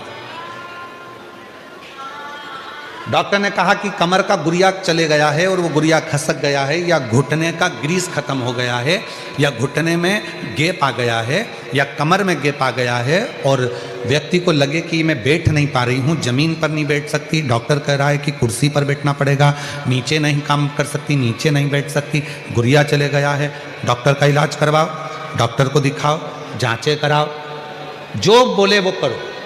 साथ में एक काम और करो, अशोक सुंदरी वाली जगह पर, सेनाई शांति रखो, अशोक सुंदरी वाली जगह पर रुद्राक्ष को रखें। अगर 5 मुखी रुद्राक्ष सीहोर का यदि आपके पास में है तो वो रुद्राक्ष को अशोक सुंदरी वाली जगह, अशोक सुंदरी का स्थान आप लोगों को पहले भी बताया, ये शिवलिंग, ये जलाधारी, ये जल बह रहा है, बीच में जो स्थान है वो अशोक सुंदरी का स्थान है। राइट में गणेश जी, लेफ्ट में कार्तिकेय जी, जलाधारी, पार्वती जी का हस्तकमल, शिवलिंग, शंकर का स्वरूप, शिवलिंग के ऊपर जो जल गिरता है ऊपर से, जया, विषहरा, शामरीबारी, दौतली, देव, शंकर जी की 5 लड़कियां जल गिराती, बीच में अशोक सुंदरी का स्थान, अशोक सुंदरी, अशोक सुंदरी वाले स्थान पर रुद्राक्ष को रखकर 5 दुर्वा अघोरेश्वर महादेव का नाम लेकर प्रदोष की प्रदोष समर्पित करें। उन 5 दुर्वा को लेकर जाएं और 5 समय ऐसा निकाल लें सुबह से लेकर शाम तक के बीच में कि मुझे इन 5 दुर्वा को एक एक कर कर धीरे धीरे चबा चबा कर खाना है। उसको खाना प्रारंभ कर लें। रुद्राक्ष अपने जो बांधते हो गले में रखें या अपने पास में रखें और उस 5 दुर्वा को 5 प्रदोष कर लीजिए। और उसके बाद आपकी कमर में जो गैप है या दर्द है या नीचे नहीं बैठ सकते हो, धीरे धीरे धीरे धीरे उसमें आराम लगना प्रारंभ हो जाएगा। वो गुड़िया जो है अपनी जगह पर बैठेगी। अघोरेश्वर महादेव का नाम ले, अघोरेश्वर।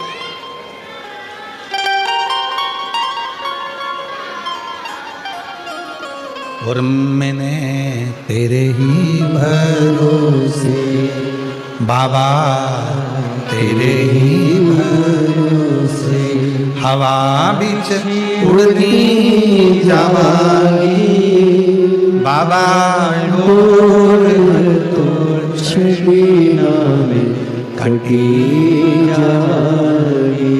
भोले मैं तेरी पतंग, शंभू मैं पतंग। और अघोरेश्वर महादेव एक ऐसे महादेव का स्वरूप जिन्होंने शांति, शीतलता और मार्ग को प्रशस्त किया। मार्ग को प्रशस्त,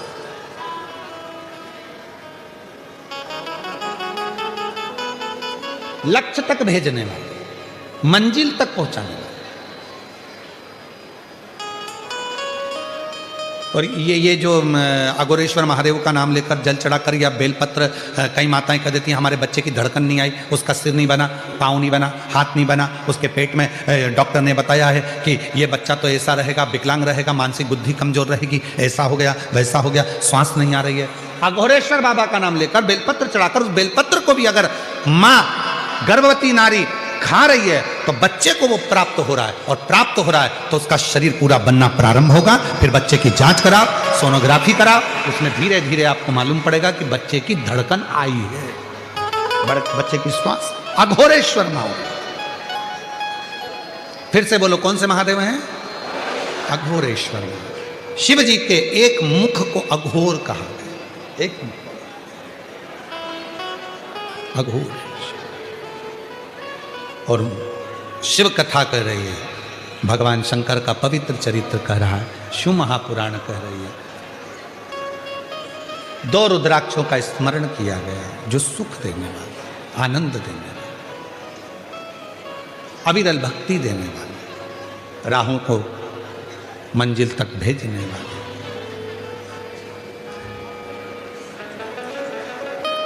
एक बिदल और उत्पल नाम के 2 असुर थे।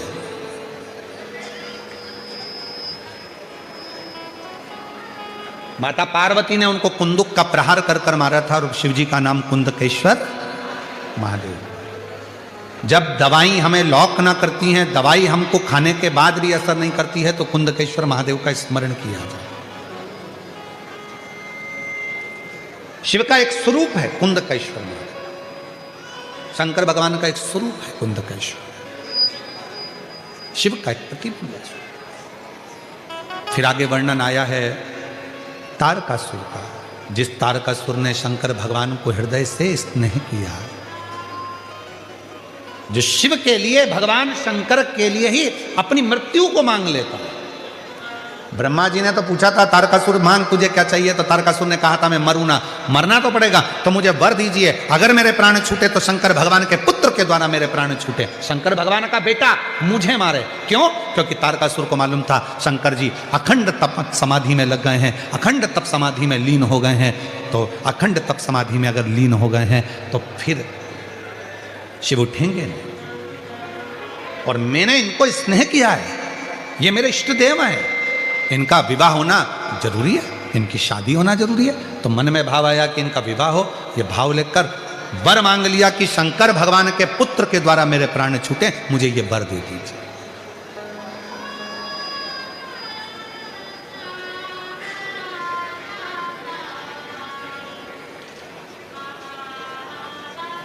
मुझे कुछ और नहीं चाहिए।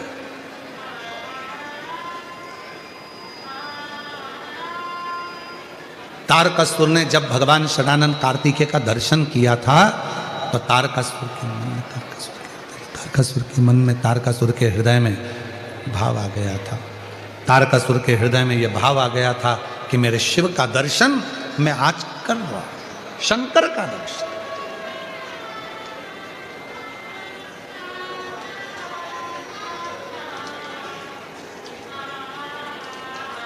और बहुत दिन हो गए भोले से बिछड़े, बहुत दिन हो गए भोले से बिछड़े, भोले जी से बिछड़े शंकर जी से बिछड़े, भोले से बिछड़े शंकर जी से बिछड़े, बहुत दिन हो गए भोले से बिछड़े, बहुत दिन हो गए भोले से बिछड़े। बहुत दिन शिव को प्राप्त करना चाहा, शिव मिले, शंकर मिले। आज शिव का दर्शन मुझे कार्तिकेय के रूप में हो रहा है। षडानंद कार्तिकेय का दर्शन कर रहा हूं तो मेरे को शिव का ही दर्शन हो रहा। पर कार्तिकेय जी ने यह विचार कर लिया था कि मेरे पिता को बहुत मानते हैं तारकासुर, मेरी मां ने कहा है इनके हृदय में शिव बसते हैं, अब इनको तकलीफ नहीं दूंगा। और जिसके हृदय में भगवान शंकर विराजमान हो, जो शिव के भक्ति में दिन रात डूबा रहता हो, शिव पुराण कहती है उसका मन कभी ना दुखाएं, उसके हृदय को चोट ना पहुंचाए। एक सच्चा शिव का भक्त, एक सच्चा शंकर भगवान का भक्त शिव का ही कोई अंश लेकर जन्म लेता। शिव का सच्चा भक्त, भगवान शंकर का गुणगान करने वाला, शिव भक्ति करने वाला, शंकर भगवान की अविरत भक्ति में लगाने वाला, स्वयं लगने वाला और शंकर की आराधना साधना में डूबने वाला, स्वयं शंकर भगवान का ही कोई कृपा का एक उनकी रच का कोई कण ही जन्म लेता है, जो आपको शिव भक्ति में भी लगाएगा, शिव उपासना में भी लगाएगा, शिव आराधना भी करेगा और उसके हृदय को चोट पहुंचे ये ठीक नहीं। तारकासुर शिव की आराधना करता, तारकासुर शंकर की साधना करता।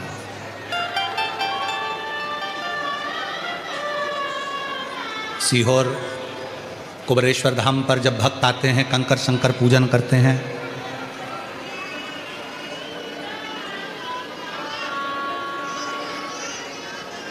हम जानते हैं कि अंदर बाबा के मूल शिवलिंग का दर्शन आप लोगों को नहीं हो पाता है क्योंकि वहाँ इतनी जगह नहीं रहती है। पर कंकर शंकर की पूजन कर कर आप उसी शिवलिंग का स्मरण कर कर बाबा से भक्ति करते हैं। बट वृक्ष की परिक्रमा करते हैं, बेलवाटिका की परिक्रमा करते हैं, बट वृक्ष की छांव में बैठकर भगवान शंकर से अपने मन की बात कहते हैं, बेल वाटिका में बैठकर आप शिव से अपने मन की बात कहते हैं। कुबरेश्वर धाम पर अभी इतनी व्यवस्थाएं तो नहीं है, पर धीरे धीरे धीरे धीरे व्यवस्थाएं हो रही हैं, चल रही हैं। पर जब भी आप कुबरेश्वर धाम पर जाते हैं, बट वृक्ष की छांव में 2 मिनट बैठकर बाबा को अपने मन का भाव कहते हो, हृदय से प्रार्थना करते हो। कंकर शंकर 5 कंकर बीनकर पूजन करते हो, 1 कंकर लेकर अपने घर को आते हो, उसको अपने दिल की बात कहकर वो सुनता है।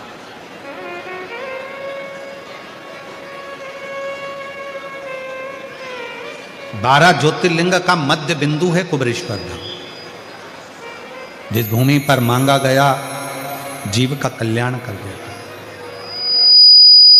जीव का कल्याण। पर वहां आने वालों से हम एक बात कहते हैं कि तुम विश्वास लेकर आओगे तो मेरा बाबा तुमको खाली नहीं भेजेगा। विश्वास लेकर यदि आए हो तो वो खाली नहीं भेजेगा। भरोसा दृढ़ इन चरणन करो।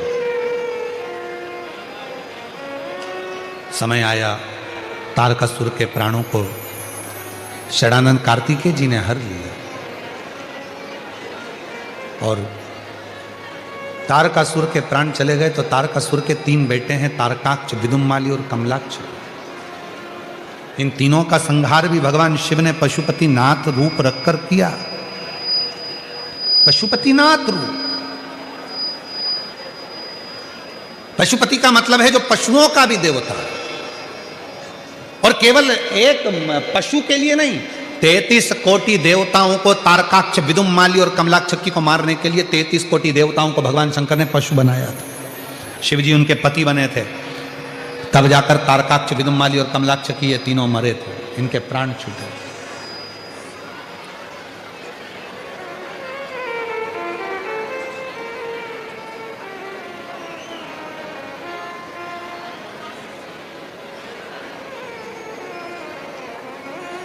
केदारनाथ जी कौन कौन गया है? हाथ उठाओ जो केदारनाथ गए हैं। गए हो केदारनाथ जी? देखिए, वहां के घोड़े को देखा है, खच्चर को, गधे को? अरे बोलो तो जम के, बैठे भी होगे तुम लोग तो।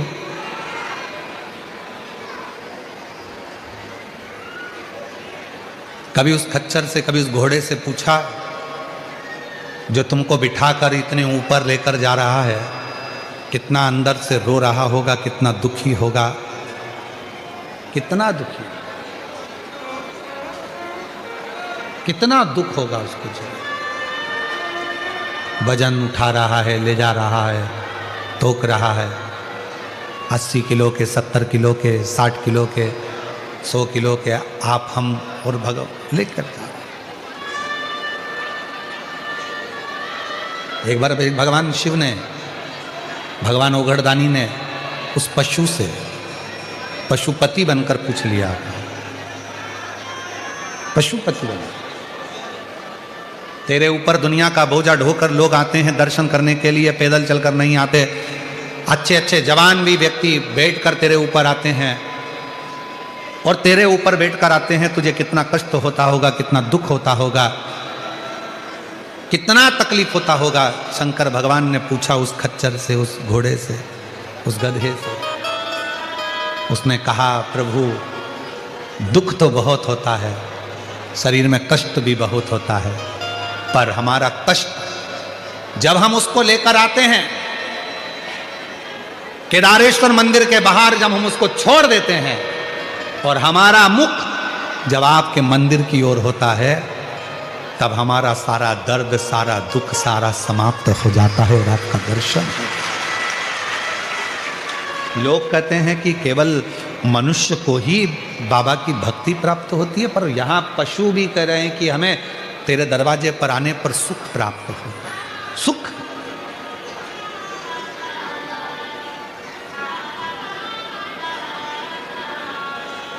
तेरे दरबार की बाबा निराली शान देखी, तेरे दरबार की बाबा निराली शान देखी, तुझे देते नहीं देखा पर झोली भरी देखी, तुझे देते नहीं देखा पर झोली भरी देखी, मुख दुनिया मोड़े बाबा तू मुखड़ा,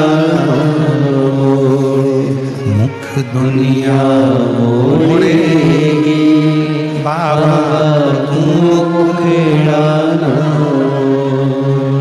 तेरी लगी परिधीनो बाबा तुए बेना, तेरी लगी परिधीनो बाबा तुए बेना, अब कृपा करो भोलेनाथ जी, दुखड़े को मिटाने वाले, अब कृपा करो भोलेनाथ जी, दुखड़े को मिटाने वाले, अब दया करो भोलेनाथ जी, दुखड़े को मिटाने वाले। अब कृपा करो भोलेनाथ जी, दुखड़े को मिटाने वाले। अब दया करो भोलेनाथ जी, दुखड़े को मिटाने वाले। बोलो अब दया करो भोलेनाथ जी, दुखड़े को मिटाने वाले। दुखड़े को मिटाने वाले, कष्टों को मिटाने वाले, दुखड़ों को मिटाने वाले, कष्टों को भरने वाले। दुखड़ों को मिटाने वाले, कष्टों को मिटाने वाले, दुखड़ों को मिटाने वाले, कष्टों को मिटाने वाले। अब तुम दया करो भोलेनाथ जी, दुखड़ों को मिटाने वाले। अब तुम दया करो भोलेनाथ जी, दुखड़ों को मिटाने वाले। अब तुम दया करो भोलेनाथ जी, दुखड़ों को मिटाने वाले। अब तुम दया करो भोलेनाथ जी, दुखड़ों को मिटाने वाले।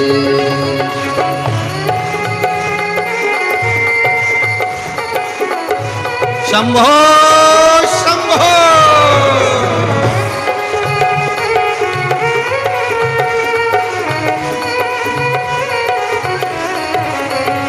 अब दया करो भोलेनाथ जी, दुखड़ों को मिटाने वाले। अब दया करो भोलेनाथ जी, दुखड़ों को मिटाने वाले।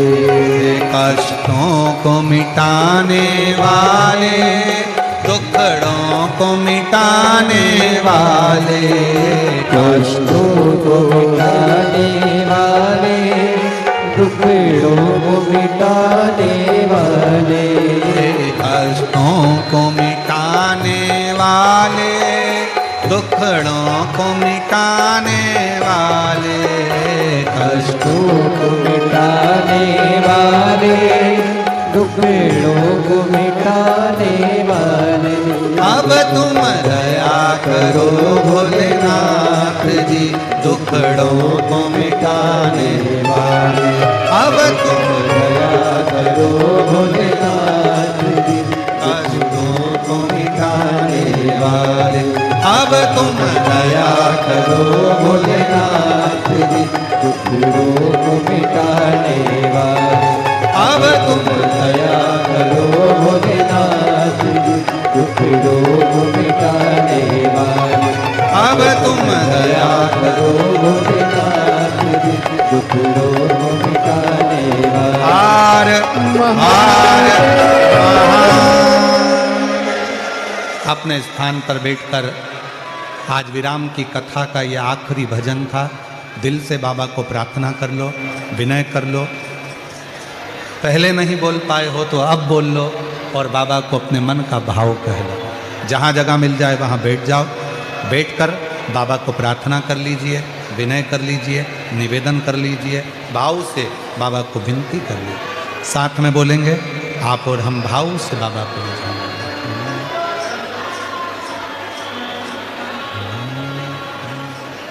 श्री शिवाय नमस्तु। श्री शिवाय नमस्तु। श्री शिवाय नमस्तुभ्यं। श्री शिवाय नमस्तुभ्यं। श्री शिवाय नमस्तुभ्यं।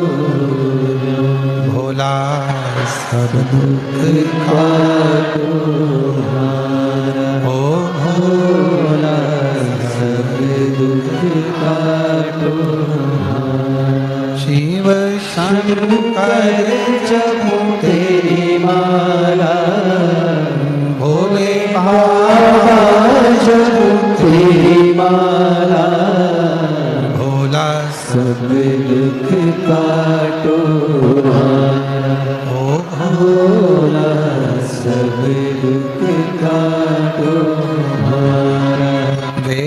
है मंगल मंगलकारी, देश है मंगल मंगलकारी। शमशान वासी हमारा, शमशान वासी हमारा, हो भोला सब दुख काटो हमारा, हो भोला सब दुख काटो हमारा।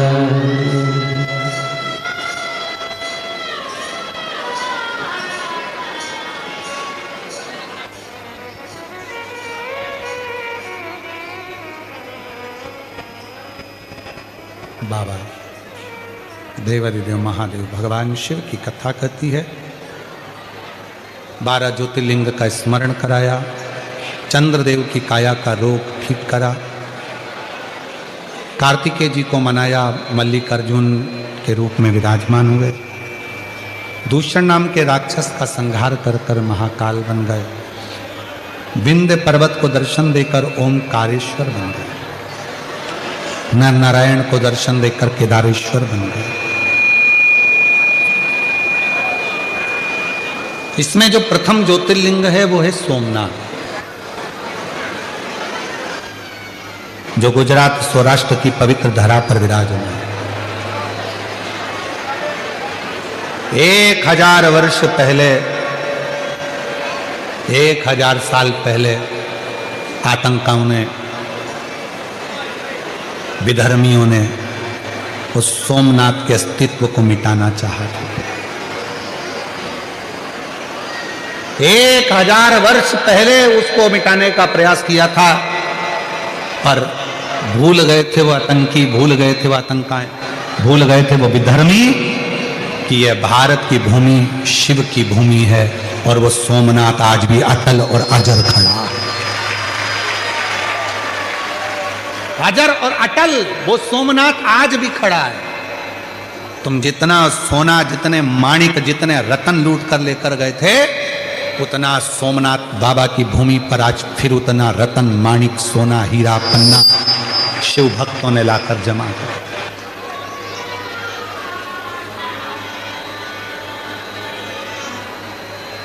वो सोमनाथ, उसको क्षति पहुंचाने वाले भले वो उस समय क्या आक्रांता रहे हों, पर आज शिव के भक्तों ने उसको संभाला।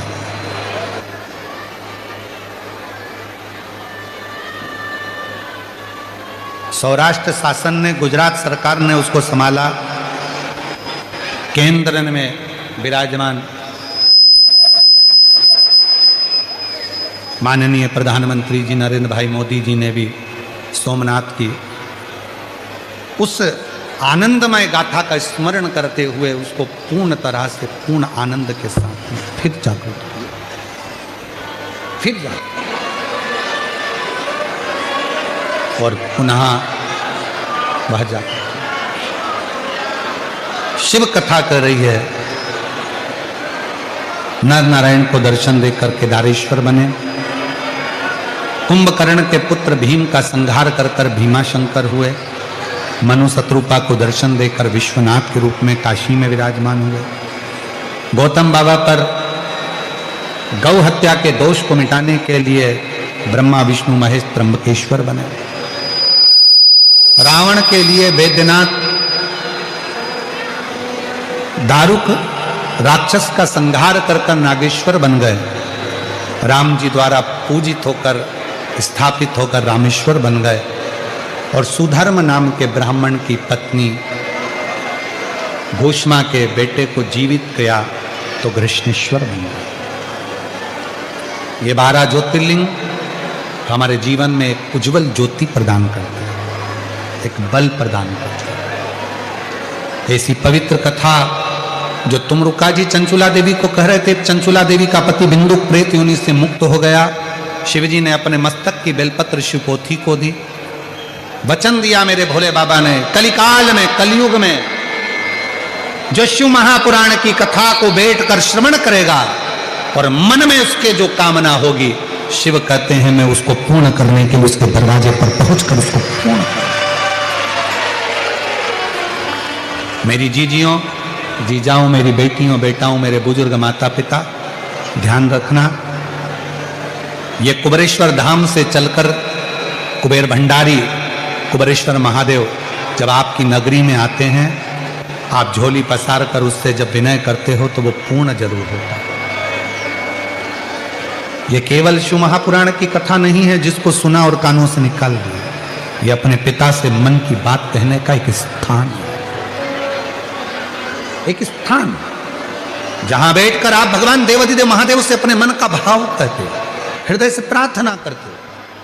चाहे फिर वो शिव पुराण की कथा 5 दिन की हो, 3 दिन की हो, 7 दिन की हो, जो आपको श्रवण करने को मिल जाए अपने नगर में, अपने कॉलोनी में, अपनी सोसाइटी में, अपने आसपास के क्षेत्र में, जब भी 200-300 किलोमीटर दूर भी अगर आपको सूचना मिले कि कुबेरेश्वर बाबा की ये पवित्र पोथी कुबेर भंडारी के दरवाजे से ये कुबेरेश्वर महादेव की ये अविरल तिजोरी, ये पोथी आई है और लुटाने के लिए आई है, सूचना मिल जाए कि कुबेरेश्वर बाबा कुबेर भंडारी के दरवाजे से ये शिव पुराण पहुंची है, तो प्रयास करना कि अपने घर से निकलकर कथा के पंडाल तक जरूर जाना और दिल से बाबा को प्रार्थना जरूर विनय।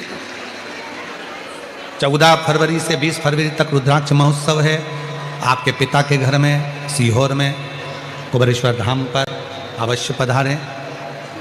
जो ज़्यादा बीमार हैं वो ना आए, अपने साथ में बिछाने का, ओढ़ने का, पानी की बोतल, दवाई, औषधि लेकर आए।